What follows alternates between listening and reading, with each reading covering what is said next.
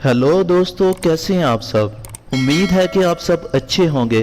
Sunny info centre में आपका खुशामदीद। Cinema की तारीख का सबसे बड़ा मज़ाहिया अदाकार चार्ली चैपलिन अपना एक वाक़या बयान करता है। बचपन में एक बार मैं अपने वालिद के साथ सर्कस का शो देखने गया। हम लोग सर्कस का टिकट हासिल करने के लिए कतार में खड़े थे। हमसे आगे एक फैमिली थी जिसमें 6 बच्चे और इनके वालिदैन थे। ये लोग देखने में काफ़ी गरीब थे।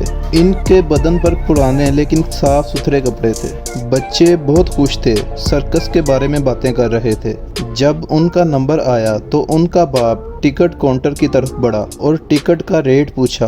जब टिकट बेचने वाले ने उसको टिकट का रेट बताया तो वो मायूस होकर पीछे मुड़ा। उसने अपनी बीवी के कान में कुछ कहा। उसके चेहरे पर मायूसी थी। चार्ली चैपलिन कहते हैं कि तभी मैंने अपने वालिद को देखा कि उन्होंने अपनी जेब में से $20 का नोट निकाला, उसे ज़मीन पर फेंका और झुककर उसे उठाया और उस गरीब शख्स के कंधे पर हाथ रखते हुए कहा, जनाब आपके पैसे गिर गए हैं, ले लें। उस शख्स की आंखों में आंसू थे। उस शख्स ने चार्ली चैपलिन के वालिद को देखा और उसका शुक्र अदा किया।